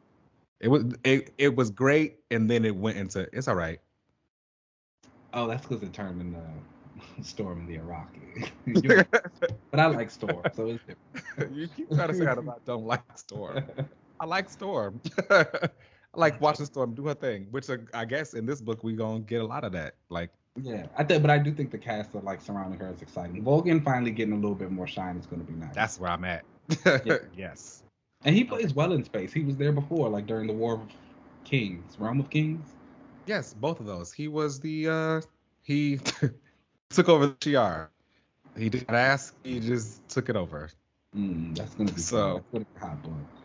That's gonna be a good And book. like I'm sure him and Sunspot probably are not the closest of friends because wasn't he also trying to get with Deathbird? I think so. First of all these men trying to get with Deathbird. Let's talk about who did it first, Mr. Bishop, okay? And she came up. Oh wow. Let's get it right. Okay. Like if you guys, I was again, I've been doing some rereading, and I typically have to reread a lot of stuff with Bishop because he's not in anything currently. And like when they were up in space with the Marauders. So when he was up in space with the X-Men, Deathbird like came into his room and he was like reading a book. She's like, "Are you just gonna read that book? I know you see me standing over here." I know that's right. It was like it together. But so that's gonna be a really fun book. I think that's something to be excited for. I think Immortal X-Men is obviously something to be excited for. Like Kieran writes great stuff. Getting some Exodus content over there. This is what I'm saying. I've been having a pretty solid week. I found out that Exodus is gonna be like one of Kieran's favorites in Immortal X-Men. Vulcan is in X-Men Red. Got that PS5. Like I think those two books are going to be fine. Some of the other books, I don't know. We'll see. Do you feel like so I felt like with Hickman's run, he really like expanded the line because prior to this, it was really, they always did like an Uncanny X-Men or something like that, where it was, and maybe like a couple ancillary books, an X Factor, whatever kind of extra Excalibur. But this Hickman era was like I think he started with like 15 extra books in the beginning, really outside of just the X-Men, like the main prime title. So like, do you feel like that is something that's going to become like the new thing for the X books now? Like, are they always going to have like this very expansive line? I think it should. And I know a lot of people have different prerogatives on how many books a line should have. I'm very much of the belief that you don't have to buy everything. You should only buy what interests you or like characters that intrigue you. I can understand wanting to like try different things or get stuff in, like see what's going on. But again, I feel like if by 5 or 6 issues you're not gelling with it, I don't know. I think maybe you should let it go and try something again. So it's like I don't mind there being a very big line because I know I personally wouldn't buy all of them. Excuse me, but I also think that the X-Men itself has such a wide berth of characters that there's no reason why you shouldn't be able to. Like, and don't get me wrong, I do not think that every X character created needs to make it. Everybody can't be famous. I'm sorry, but I think there are still enough very strong A through like D-list X-Men characters who can make up about 10 to 15 books on their line on a regular basis. And then when you do add in the rest of the like F through Z listers who have their few appearances and find ways to elevate them and throw them in these minor roles, like that was done with Sword and other stuff like that. Yeah, something like Sword is really dope to see, where you really just like put everybody in something, Yeah. But I always wonder if this will be something that they continue, because you still want the books to sell. And like from the Marvel side, how profitable is it to have so many Sword books and like every other book that is just like it, because you want to have something for everybody, or just because you want to have all the characters? I do think you have to find like a good balance of it. I think for as many, you can have a bunch of not a bunch of ongoings. I'd say maybe like 6 ongoings, and the rest you could just continue to do like miniseries or anthology books. I think the X-Men is a series that greatly benefits from anthology books, or would greatly benefit from anthology books. Like showing a bunch of different vignettes of like stories and like the characters and what they're doing on the islands or what they're doing on their little side missions. Like I think about, there was that Marvel Voices story that came out last month that was focused on Latin Americans, and Risk had a story in there, and it was just like one of her little sword missions, and it was just like, oh, this is great. It gives her some character, it gives her something to do, it lets people see her, and you can have a bunch of those for, again, all of those millions of X characters living on the island, and you can even go to Araka. Get them before they all die. You know, I I had always said that in the beginning when after Hoxpox came out that there should have been like some kind of Krakoa World of Krakoa book or something that was just a slice of life of all the different X-Men that not everybody can be the star, not everybody can be in a book, but you could easily just show what everybody's kind of getting up to on the island and just cycling through characters, writers, artists, all that kind of stuff to really flesh out the stuff that's going on Krakoa. That was one of the things that I really did wish that was that came out of Hoxpox, because the island is so big. There's so many people who like have their faves, but everybody can't be used. And I think it would be one of those things too, where I think of writers, or I think of artists who like want the opportunity to write something. You can let them do that. I think of like writers who want the opportunity to write certain characters, but they can't do it full time because they're caught up in whatever book. And like these little anthologies would give people the chance to do that. Or like you can continue to bring in new talent and like test them out for the waters to write future books and things like that. It's something that I think should be done. I mean, but that's kind of what I guess that little Marvel Unlimited series is right now. Yes. No, that's not really. I mean, only because I feel like that's telling like a very specific story. Do you mean like the X-Men Green and like all that stuff? Yeah.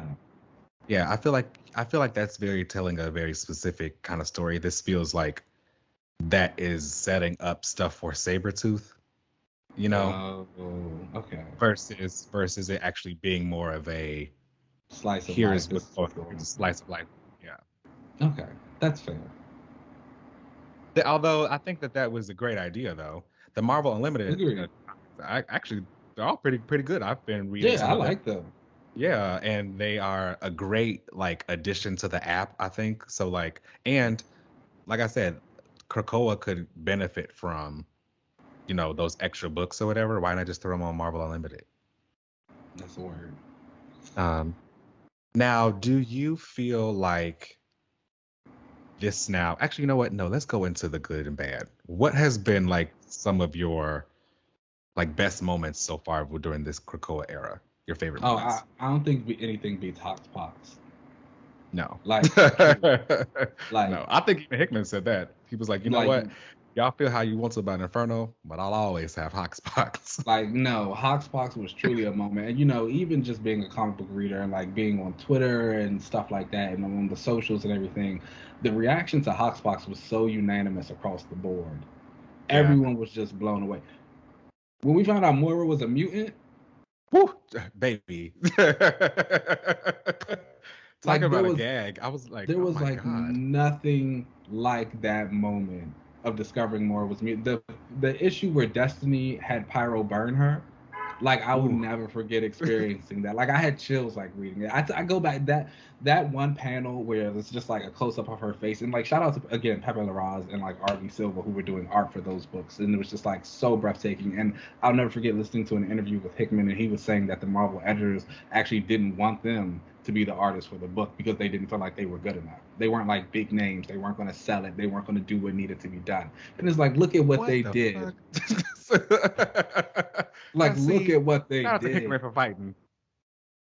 Like, come on now. Like, they made magic. Like, that Destiny, that gold mask, and like you don't see any of her face, but you still get all the sense of mood, and like again, she has that sternness, that nurturing, that like murdering thing. And then when you would get to like the Powers of 10 stuff, and you saw the things with Nimrod and Omega Sentinel, and like that Rasputin character that everybody liked for some reason. Just like great stuff all around. Nothing's gonna beat that. After that, obviously, Exo Swords. Sorry, not sorry. It is what it is. It's fantastic. I don't think there should be anything to be sorry about because, like I said, when it was coming out, I liked it. I liked it. I liked it. The only thing I didn't like, y'all know what I didn't like. Y'all know exactly what the part I didn't like, but we can move past that because the rest of it was great. I think also, again, I think that. She was crying bad, but I do think also like the Hickman era, like it's a it's a wealth of potential. You know what I'm saying? Like the things that you have with these characters, like you said, like he's expanded this world. So many of the writers who have come in have added things to it. Teeny and like Otherworld and like merging that with mutants, Jerry and like all the stuff he's done with the Hellfire Club, and like even Spurrier, what he was doing in Way of X and like talking about religion and like just the facets of the resurrection protocols and how we see that. You know, it's like a lot of great things there that people can mine and should hopefully mine for like years to come. I think you and I talked about it and we were like, will the status quo ever go back to the school? I am 100% of the belief right now. I don't think we'll ever see a school again, at least not in the capacity of like it being in Westchester and that's all they're doing. I just don't see how you can feasibly go back to that after this. Like that's like kind of like too much of a return to basics where it's like that's a little bit of a slap in the face. You can get rid of the island some way. Maybe you can blow up the planet. You can like make it a little bit more sparse, but it's like going back to just the school. No. You know, and he really did do a lot during this era. You got the Omega list that the girls won't stop talking about adding people to. They're still mad your faves aren't on it. Still upset, even though the definition I think is a pretty great one.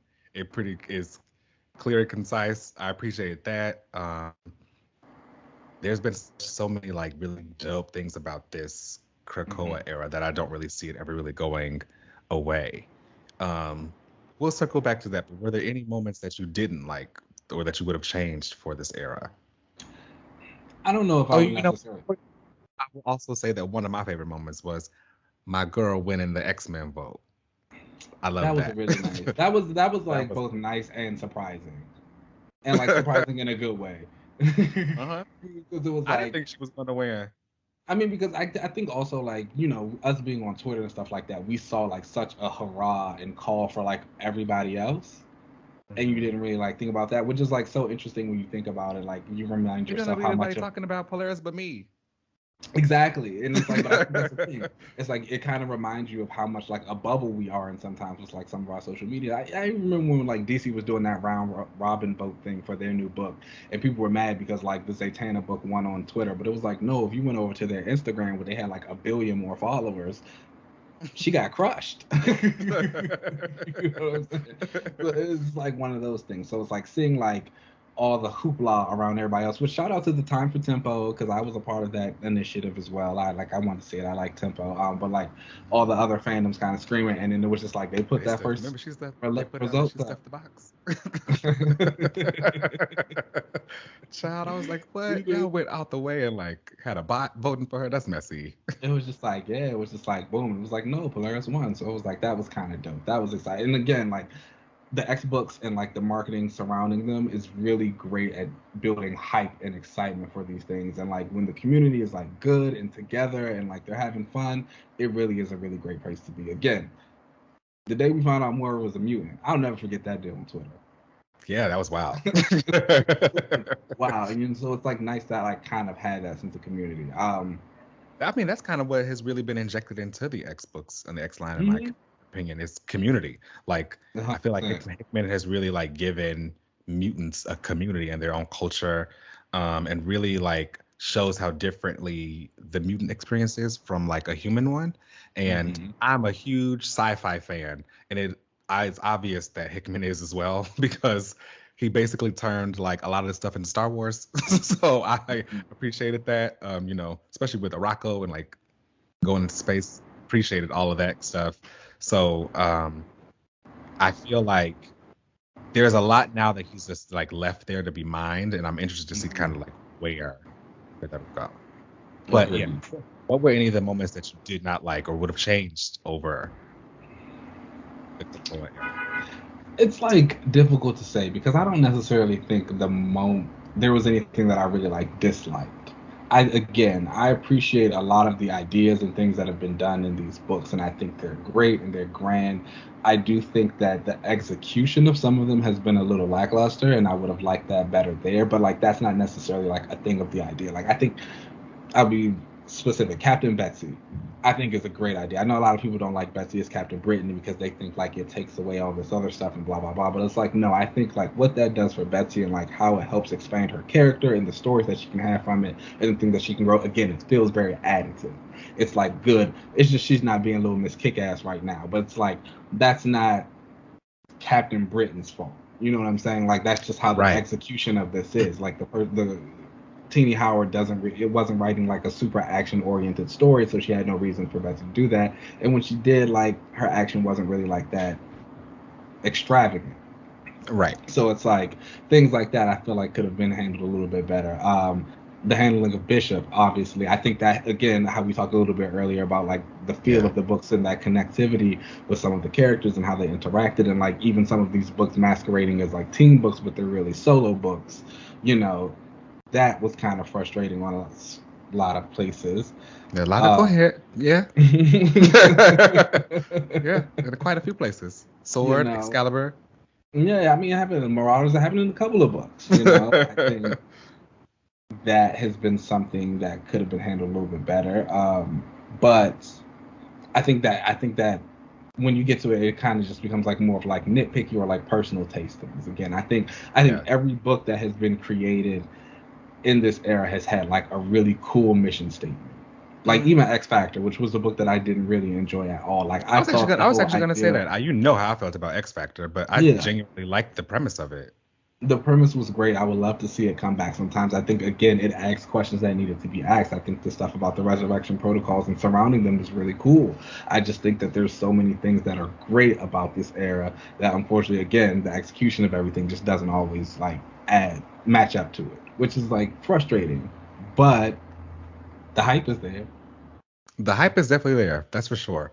And with that hype, though, I want to ask, do you feel as if, like, this is now the new status quo? I know you talked about you don't see them ever going back to the mansion, but that doesn't mean they won't ever go back to, you know, Hated and Feared, and there's only like, you know, 500 of them or something. Do you feel like now that what Hickman has kind of added and kind of changed, you know, by doing the whole while you slept, the world changed thing, that Krakoa now is the new status quo, that going forward there is no, you know, mansion in New York or school or institute in New York? Yes. I don't know if Krakoa as it is will always be, but I do think Krakoa will be here. Like I think maybe like in a few years we might lose the resurrection protocols and then like death becomes important again. It's like we can't do that. You know, I think that maybe we'll get to a way where like a bunch of gates are destroyed and like we only have a few left. I think we might get somewhere where like something happens and we can no longer do mutant drugs. But I think that like Krakoa and like where the mutants live and how they have that space is kind of always going to be this thing now.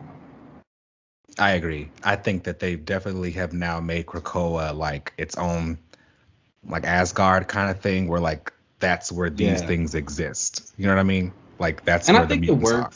Like, they always tried to keep the mutants separate from everybody anyway. It never made sense for, like, you know, everyone to only hate them but, like, love the Avengers and all these other people that use their powers, whatever, blah, blah, blah. Like, this way you kind of avoid all of that. Keep them on their own. They can come out to play, like, during the events and whatever, but other than that, like, they're fine. And now their whole Hated and Fear thing is, in my opinion, it's been elevated because it was done before, because it's like, why are you hating them for their powers? And then you got the Avengers or whatever. At least there's plot holes there. But now there's like way more of an intention behind it because like they really do have like a political power now, or like there are other reasons for you to kind of dislike the mutants or whatever that feels a little bit less flimsy. And then, and even then, I still feel like you're getting their hated and feared stuff in certain places. I think about when I was reading New Mutants, and like they had those issues where Armor and them went to go get Beacon Angel, and like somebody attacked them and killed his parents. I think about Betsy in Otherworld, like they hate mutants over there. Like y'all still hated and feared. It's cool. And I think in that New Mutants thing, it was like they got attacked because like the drugs or something, right? Like they didn't get access to them or something. So that again, it like adds another layer to it than just you being different. Yeah. Like, cool. So I'm okay with that. I'm totally fine with like the island and all of that becoming I never need to go back to the Institute. I'm totally fine with being on Krakoa and just like that's where they live and that's their own like little sector. 100%. Cool with me. I don't know if there was anything that I would have like changed per se too much about this era. Like I said, I've really enjoyed a lot of what Hickman was doing, a lot of the different villains that he did. He wrote a great Lorna, Exosaurus Destruction. That's my girl. So I really appreciate all of that. And like he turned the ship around. Like, yeah, let's not act like the books before this were stellar or that we were like, okay. We all remember IVX, the Inhumans era, the Terrigen Cloud. They were literally gassing mutants. Big yikes. And telling them that they were wrong. Then you had the X-Men Blue and Gold and Kitty running around doing all that stuff. Flop era. It was bad. Flop it. But I think that Hickman really kind of turned the ship around to the point now where like this is going to be the new status quo for them. It's just going to be up to everyone to kind of keep it continuing. Or, and I hate to say it, or until the MCU decides what they're going to do. And then we do got to go back to the 80s. Then it's right on back to the mansion, girls. Put your blue and yellows on. Put your blue and gold boots on. We are back. We are back. Betsy gonna be Asian again, honey. Oh Lord, Lorna gonna be back with Havoc. Time to get it on. Time to get it going. No, damn the MCU. It's always messing something up. They will change something for you. It's done my Guardians wrong. Although it did great things for Wanda. Shout out to the Wanda fans. Y'all won it with the MCU. Y'all have won. Yeah. Yeah. She was clicking all the way down. Okay. In the 616. She had no story. Like it was either like she came up to be hated by the mutants or like she was getting possessed. Mm-hmm. She's done all that now. It's over. Now she can move on and do something else. She's about to, I don't know, she's about to do something. They've been building her up between Trial of Magneto and then like the Darkhold Omega issue that came out. Like she beat that like demon thing that always possesses her. She had this whole thing with Doom and she was like, I'm done with the back and forth with you. I'm here to be free. It's me. She's the powerful doll now. Okay. All right, Doom. Oh, I love that. I will say I hope they get him right in the MCU because he's magic, and I feel like previously in other movies for the Fantastic Four, they didn't want to touch that, but like magic exists in the MCU, so I hope they give him his full like. That's gonna be exciting. Portrait. I like Doom. I'm gonna try and figure out a way that gets me into Doom where I don't have to read Fantastic Four books. It ain't gonna happen, baby. So or like too many Fantastic Four books. You might as well tap in. Although I will say that there is a run that I was going to. We'll have to add it as a reread or something. I think other people would like it too. It's Doom War, and it's about. I think I remember that. Didn't he fight like Black Panther in that or something? Yeah, Black Panther Storm in it. Yeah. I think you would like that. Again, Doom is dope. He's one of my favorite. I read a little bit of it just because I was like trying to get into Black Panther at the time. That's obviously him and Storm were married, so I was like trying to keep up with Storm. Right. So I like kept dipping into Black Panther books, but they weren't that good. So Doom War is one of those times. But whatever. Yeah, we'll have to reread that, but I think you would like that. But yeah, I personally feel like the Hickman era, his time, not only his time at the X corner, but like just the entire Krakoa experiment, I guess maybe you want to call it, was a success. I feel like he completely turned the ship around. Were there things he probably wanted to do? Obviously, we've heard him in interviews, like I said, for the last year, talking about how this was supposed to be in 3 parts, but now I'm about to leave, and the pandemic shifted when books were going to come out, and I had to help everyone because we were like worried about not having jobs. So like obviously there were things that were going to be done that had to shift around, and they may do what they did, but I think that like overall it was a great success. And this is not me even just like standing for Hickman. I'll call him out on when he can, because sometimes his action ain't all that. I will say that. Sometimes action. In turning the line around and like doing something that was truly innovative in what the X-Men needed, yes, he was a success, roaring success.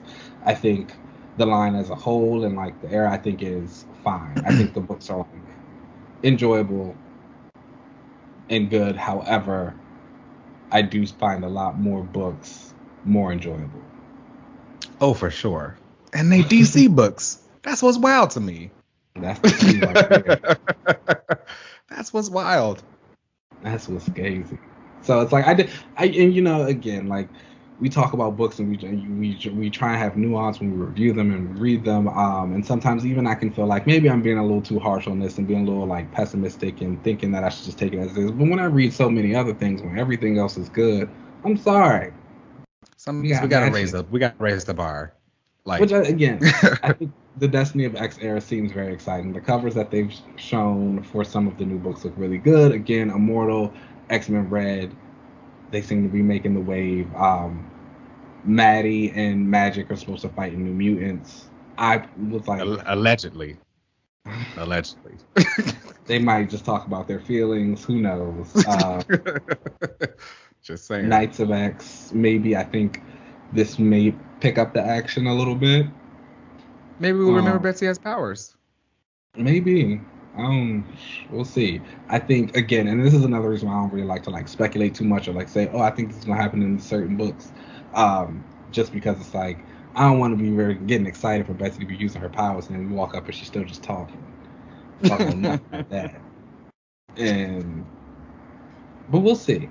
I do remain optimistic. I think that there is an enjoyment from a lot of the creatives on the line where they're excited to be writing these things. And for, like you said, most of these people were here from the beginning. This is still a lot of the original crew. So these are their stories to tell.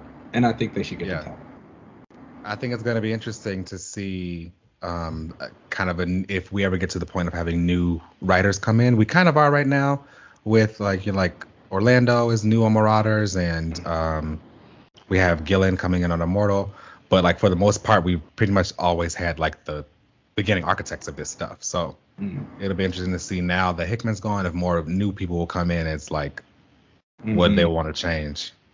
That'll be the tea. That's gonna be when it gets good. Or if they'll ever have a new like head like of X, because that's what he was, but it seems like they're not gonna have that anymore. They're just gonna be a unit. The book's going. Yeah. We'll see. So we'll see. We will see. All right, y'all. Well, then that brings us to the end of this panel section. Let us know what you thought about Hickman and the Krakoa era. Definitely send us your comments, and let's take a little break, and we'll come right back. Cool.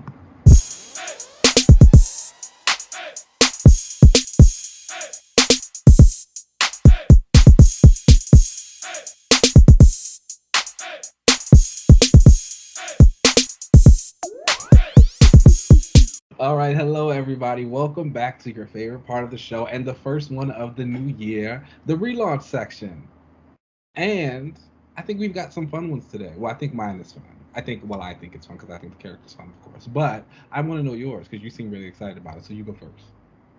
Okay, so I will say that this character is one we talked about earlier, and she had the little like anthology issue come out, and although it was all right, it actually had an idea in it that I had thought about for her a while ago, and this is Elektra. Now, my relaunch for Elektra is she's been doing the whole Daredevil thing, and while I appreciate that, you gotta let my girl be lethal again. Like she's proven that she can, do the whole Daredevil thing and not kill anybody. She has her restraint, whatever. But like he don't even want to date her right now. He's doing his own thing. Let my girl go be lethal again. But one thing I think that I've been starting to bring up a lot and really think about with a lot of these characters is who they gonna fight. She can't kill everybody. Like she can't be out here killing and murdering people. But who she can? Vampires. I think that you could really lean into the supernatural aspects of Elektra's, like the hand and like the magic and all that them kind of stuff, and have her have some beef with Dracula and the vampires. I would also have her have some kind of team up with Blade. Am I talking about a relationship? Absolutely not. But I would love for them to be like, we're anti-squirrel cool. these days. Exactly. Period. So like I would love for them to be like, like cool badass buddies. You know what I mean? Like they both like kick ass together and stuff. So I think that I would like to see Elektra. If she eventually does take over the hand, I would love to see her fight some vampires. Give her somebody she can kill. Okay. I see you trying to get me. I'd tap in. I'd pick up the first issue. You tap I'm not in, gonna right? lie. Elektra's the I'll ninja pick girl. up the She's first already issue. badass.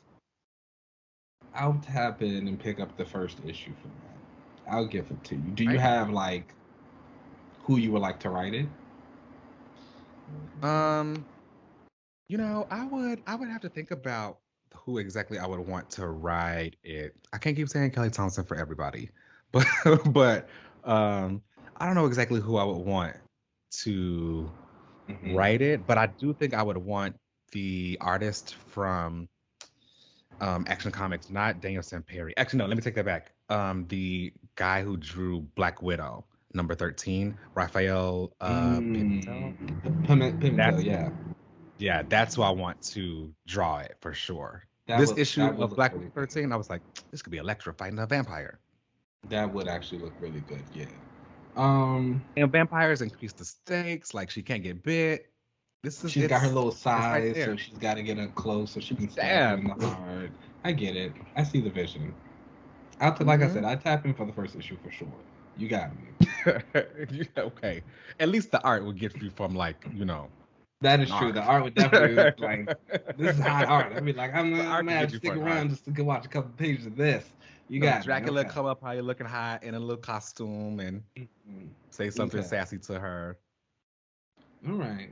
I like it. And he is sassy. He's nasty. That one. Okay. That's okay. Elektra versus vampires. Okay, I'm into it. Well, my relaunch is a character who is very near and dear to my heart. It's one Mr. Sam Wilson. And so his relaunch is again a relaunch.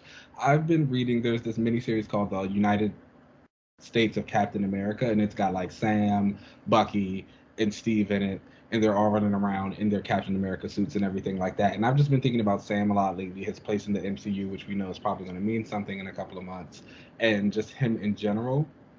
And I think for my relaunch, I would be ready to make him Captain America again, like full time. I think that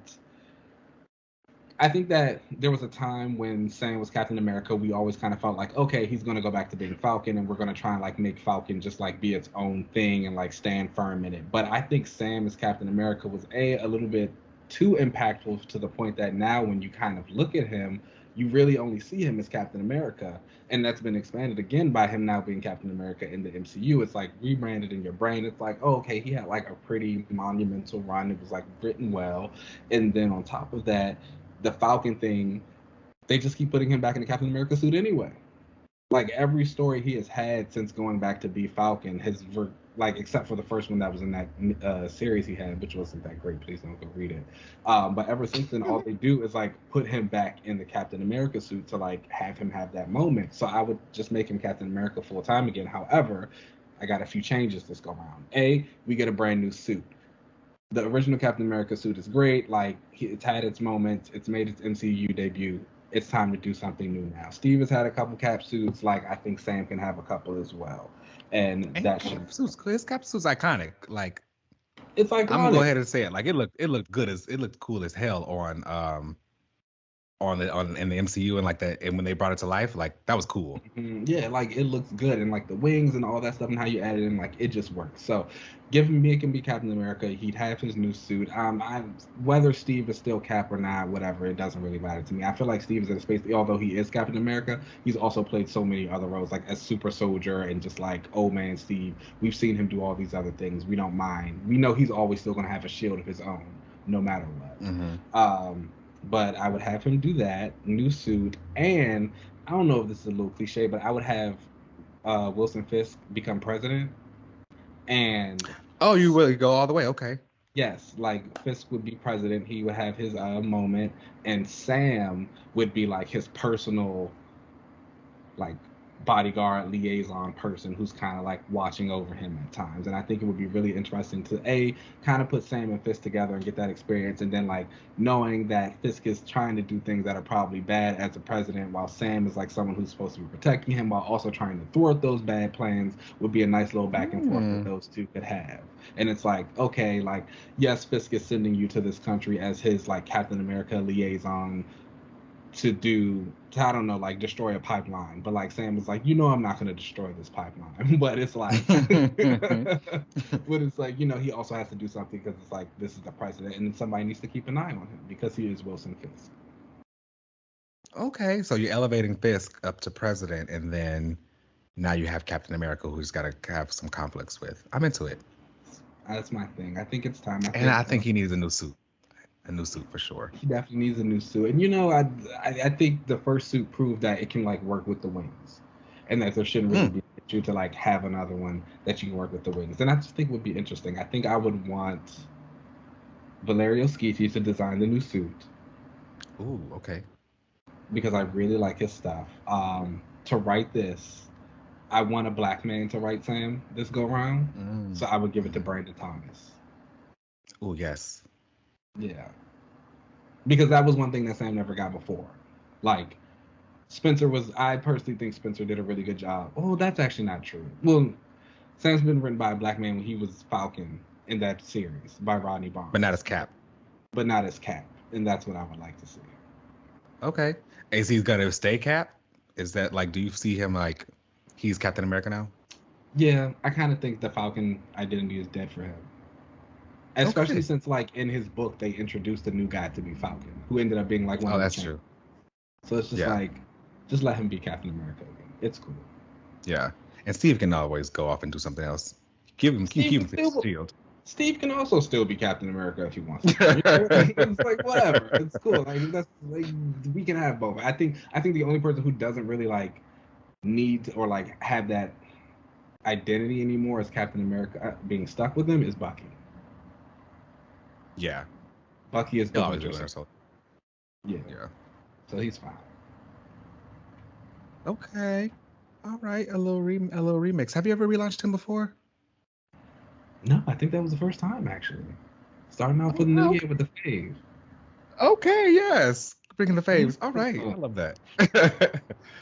All right, y'all. Well, then that brings us to the end of the show. Oh, before we get up out of here, we're going to be doing let them know. Here, first one, and we're going to be reading Doom War. I mentioned that earlier about it's a really interesting Doom story, and Black Panther and Storm are in it. There's some fun moments from Sue and Storm in it I think are really fun. So it'll be interesting to read. I haven't read this I think since it came out, and I think it came out in like 2010. So that was this right? It'll be interesting to kind of reread this. So yeah, definitely join us, and we'll be talking about Doom War. You can check it out on Marvel Unlimited or pretty much anywhere you get your comic books. I know they're out there, so check those out. But yeah, that brings us to the end of the show. You can find us anywhere you get your podcast. Please rate and subscribe us. We definitely really appreciate all the comments and stuff and all the love. You can find us on Twitter at Another Relaunch, on Instagram at Another Relaunch. You can email us any of your questions and thoughts, anything you may want us to read out loud, at anotherrelaunch@gmail.com. You can find me on most social media platforms at Uncanny LZ. Keenan, where can they find you? You guys know you can find me on Twitter and Instagram at Keenan Lance, and there's an underscore at the end. Let's get up out of here, and we'll catch y'all next week. See ya.